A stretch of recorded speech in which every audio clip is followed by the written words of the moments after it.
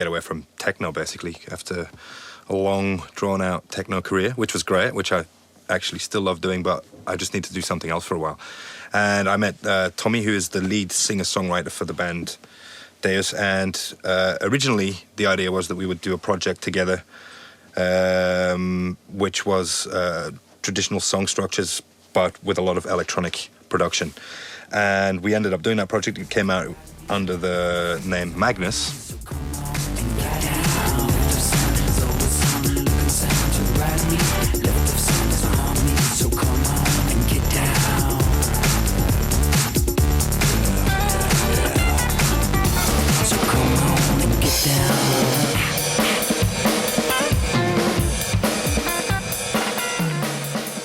We had such a good experience together that Tommy asked me if I would be up for producing his band.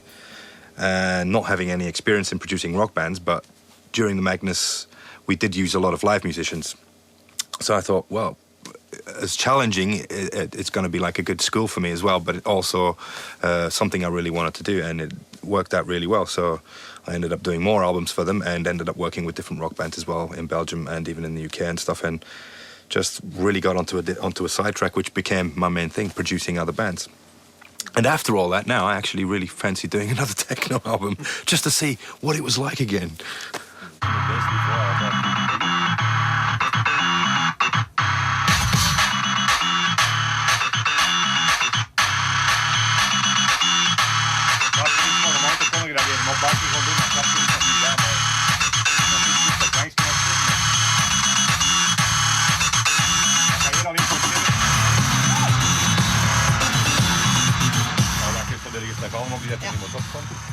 For me personally, as a producer, I mean, I don't consider it like important. I mean, it's up to anybody, his own opinion or whatever they want to do, to constantly change directions. But I can't personally constantly do the same thing. I would just go nuts. I'd just be bored stiff.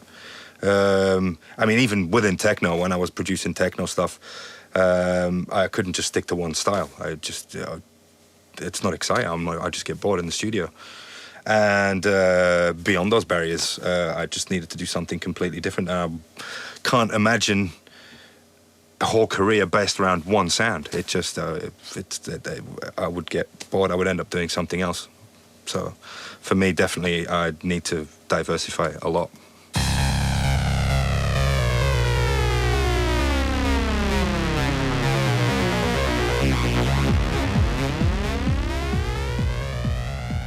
When I was back on RNS, I don't think any of us really thought that we were doing something that was totally new. We were just having a laugh, basically. We were just having a good time. I came out of the electronic body music scene, which I was really, really big into, especially bands like Front 242, the big Belgian bands, and obviously loads of German bands that were fantastic back in those days. And I actually wanted to make body music, but I just, for some reason, ended up making body music with a big fat techno beat, and it just ended up being something else. So in those days, none of us really knew exactly. I mean, it's the same in history. I mean, when you're doing something at that moment in time, you never realize how big repercussions it's going to have or where it's going to lead. And looking back at it now, yeah, it's great to have been a part of all that, but in that day, we were just having a laugh.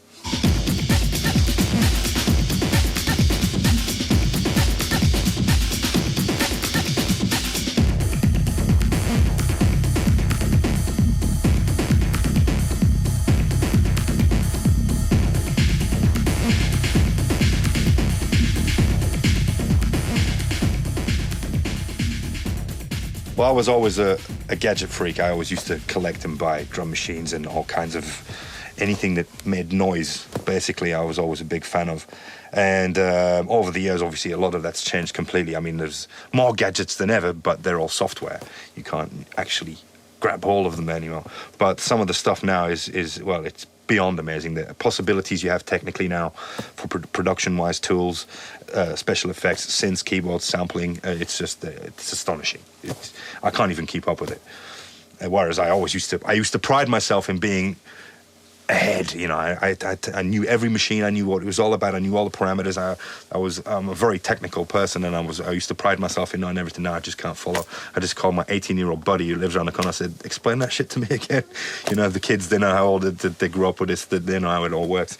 And I love both worlds. I love the hands-on, the old school, the old machines, and the fatness of the sound of the old machines. But I do actually genuinely really dig the stuff, the digital side, and especially the endless possibilities. Although being a perfectionist, which is a bit of a nightmare, when you've got endless possibilities, you need to know when to say stop. So I usually need somebody in the studio and they go, CJ, leave it alone, just store it. It's there. It's good and it's good. Leave it. Because I just tend to get carried away. Because I can just sit and tweak things forever.